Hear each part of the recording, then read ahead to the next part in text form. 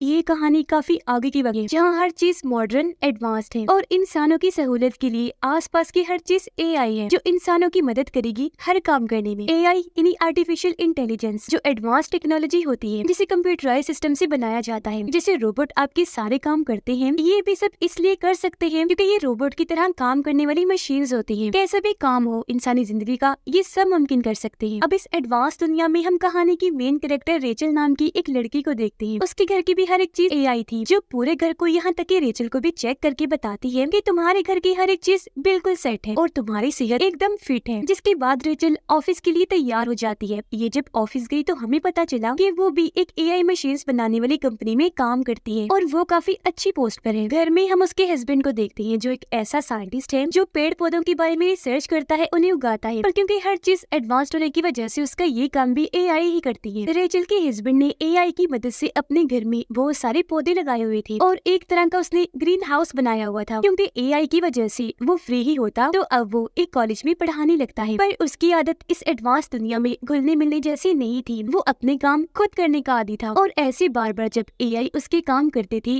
तो उसे अच्छा नहीं लगता था। अब रेचल जब दूसरे ऑफिस थी तो वहाँ मीटिंग हो रही थी। यहाँ रेचल सबको बताती है कि मेरी टीम ने एक और एआई बनाया है जो बिल्कुल आंख जैसा है। ये इंसान से सोचने की सलाहियत और फैसले कैसे लेते हैं ये सीख रहा है, क्योंकि आगे चल के ये इंसान के लिए असिस्टेंट या कहीं के एडवाइजर के तौर पर काम करेगा, जो इंसान को अच्छी बुरी चीज में मशवरे दिया करेगा। ये सुनकर एक वर्कर को हैरानी हुई। वो कहती है कि ये तो सारे इंसानों के करने के काम है। अगर ऐसी इंसानों की जगह एआई ये काम करती रही तो ऐसी तो ये इंसानों की जगह इस तरह ले लेंगे कि फिर इंसानों की नौकरी भी यही किया करेंगे और इंसान तो बिल्कुल फ्री ही हो जाएंगे। फिर हम क्या करेंगे, बेरोजगारी बढ़ जाएगी। तब ये सुनकर उनके सीनियर कहती है कि ऐसा कुछ नहीं होगा, ये हमारी जगह लेने के लिए नहीं बल्कि हमारी मदद करने के लिए बनाए गए हैं। इंसान जहाँ है वो वहाँ ही रहेंगे। फिर मीटिंग खत्म होने के बाद रेचल जब अपने ऑफिस जा रही थी तो उसकी बॉस उसे बुला लेती है और कहती है कि तुम पिछले 2 सालों से काफी अच्छा काम कर रही हो और अब हम तुम्हारी प्रमोशन करने का सोच रहे हैं, यानी तुम्हारी पोस्ट पर और तरक्की देने का। लेकिन वो देने से पहले हम तुम्हारी फैमिली के बारे में जानना चाहते हैं कि तुम्हारा भी फैसला अपनी फैमिली को बढ़ाने का तो नहीं, यानी